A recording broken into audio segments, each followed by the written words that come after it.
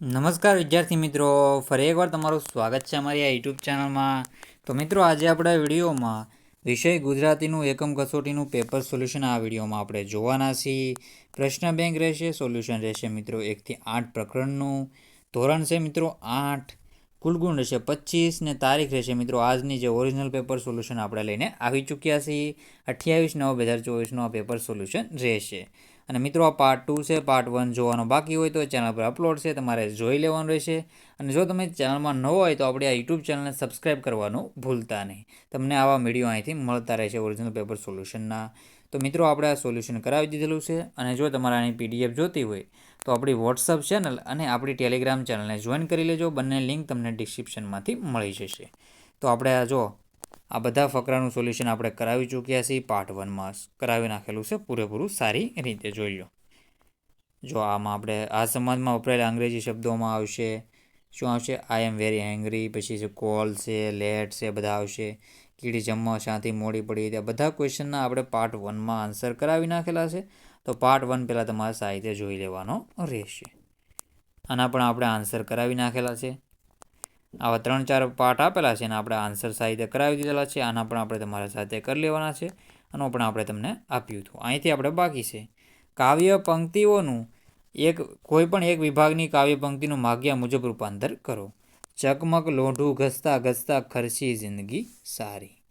તેનું તમારા કાવ્ય પંક્તિનું છે ને શું કરવાનું છે? પદ્યમાંથી ગદ્યમાં અને ગદ્યમાંથી પદ્યમાં લેખન કરો. સરે અચાનક ઓઠેથી બસ એક વેણ તે ખમ્મા, થોડાક નથી સિક્કા પાસે થોડીક ન થા નોટ. સરિતાની શેરું સાલે જોરમાં રે લોલ, વચ્ચે નાનું ગામડું બેઠું ક્યાં આવો છે લાભ. તો આવી તેનો જવાબ રહેશે. પછી છે વિભાગ બીજો. જામગરીમાં તણખો ન પડ્યો ન ફળી મહેનત મારી, ઘરથી જાઉં છું દૂર છતાં તું હોય આંખની સામે, ઉપરવાળી બેંક બેઠી છે આપણી માલા માલ, વીરના વાવણીએ હિરલા જડિયા રે લોલ, દશે ટેરવા અડે ને પીડા શું થાતી પળભરમાં. તો આવી તેનો જવાબ રહેશે ને વિભાગ 3 છે. ઠંડીમાં મુજ કાયા થથરે ખૂટી ધીરજ મારી. તો આના જવાબ હું લાવેલો છું. તમને સાહિત્ય એક પંક્તિ બધાના આન્સર તમારે જોઈ લેવાના રહેશે. ક્યારે તમારી પંક્તિ જે પૂછી હોય તમે જવાબ જોઈ લેજો.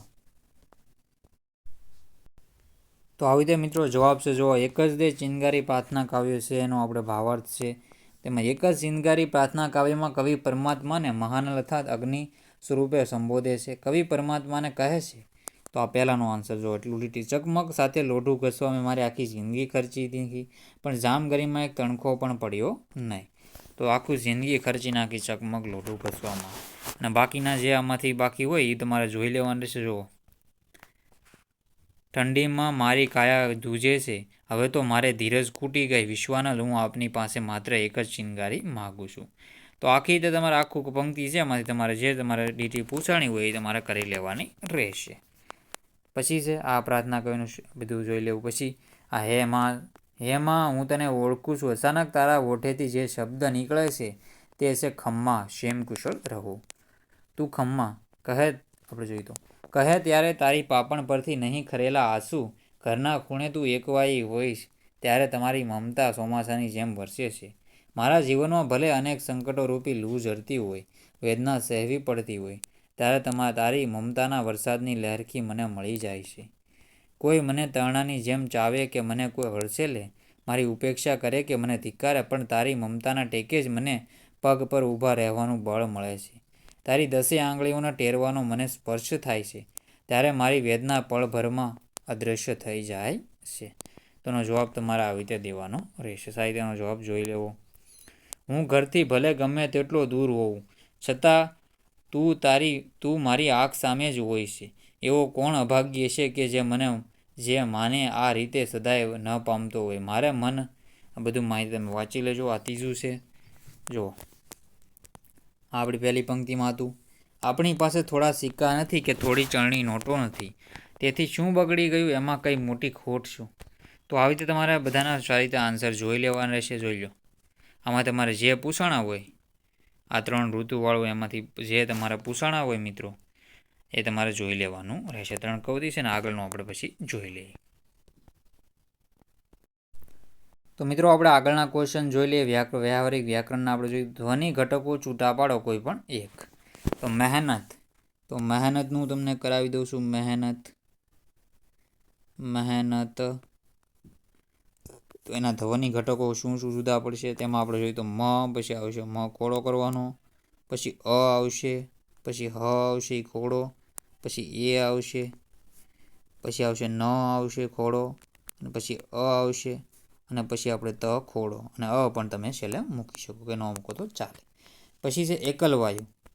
તો એકલ વાયુમાં કેવી રીતે આવશે? એકલ વાયુનું આપણે જોઈ લઈએ. એકલ વાયુ,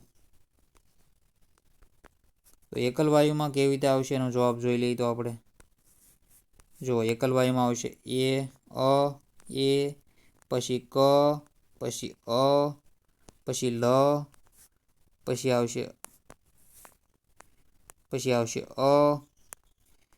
પછી આવશે વ, પછી એમાં આવશે આ, પછી આવશે ય, એકલ વાયુ, અને પછી આવશે યુ ઉપર મીંડું. તો આવી રીતે તમારા સાહિત્ય મિત્રો જવાબ જોઈ લેવાના રહેશે. સારી રીતે જવાબ જોઈ લો. પછી આગળના ક્વેશ્ચનના હું તમને આન્સર કરાવી દઉં છું. તો આપણે જોઈએ તો બીજા આગળના ક્વેશ્ચનના ગીતનો પ્રાસયુક્ત આપણે ગીત છે એનું રીત થાય, મિત થાય. તો આવી રીતે કરી લેવું. ઉંદરનું શું થશે? ઉંદરનું ઉંદર, તો ગદર, ઉંદર, ગદર, ગદર, તો રીતે કહી શકો. પછી છે અમિતે પુસ્તક વાંચ્યું, એનું કર્મણી વાક્ય થશે અમિતથી પુસ્તક વંચાયું. અમિતથી પુંચક વંચાયું. અલંકાર ઓળખાવો. અંકિતાની રોટલી પૂર્ણિમાના ચંદ્ર જેવી. તો આનો અલંકાર થશે ઉપમા અલંકાર. જેવા શબ્દો આવે છે એટલે ઉપમા અલંકાર થશે. તો સાહિત્ય તમારે જવાબ આવી રીતે જોઈ લેવાના છે. આગળના ક્વેશ્ચન જોઈ લે હવે. પછી છે શબ્દોના અર્થભેદ સમજો અને અર્થ લખો.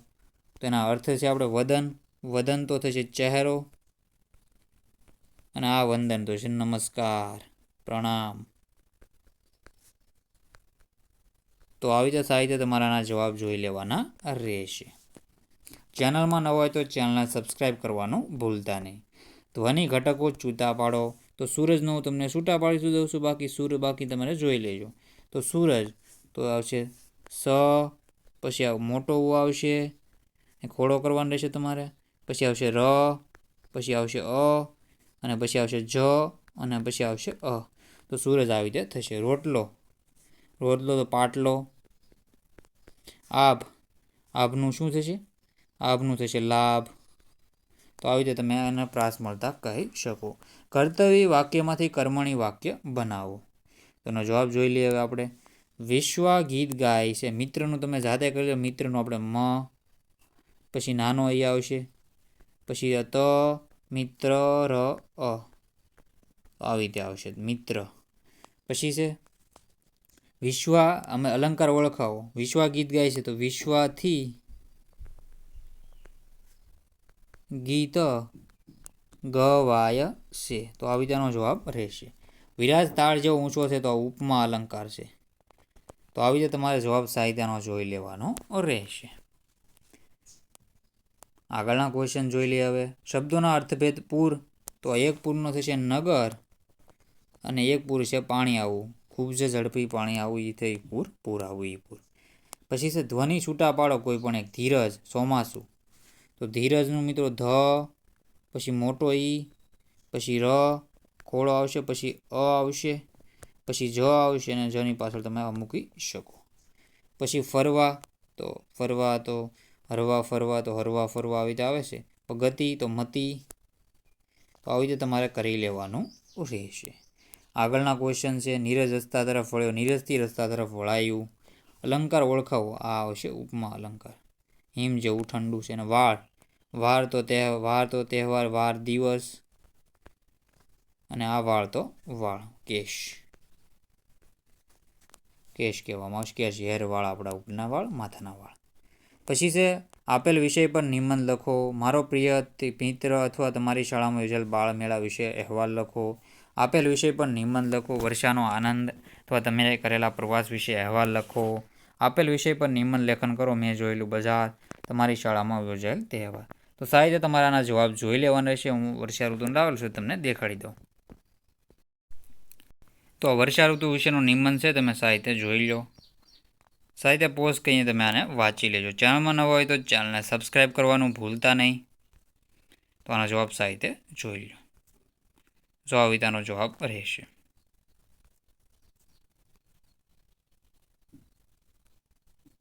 તો સાહિત્ય જવાબ જોઈ લેજો. તો મિત્રો આ વિડીયોનો એન્ડ કરીએ છીએ. ચેનલમાં ન હોય તો ચેનલને સબસ્ક્રાઈબ કરી લેજો. જય હિન્દ, જય ભારત.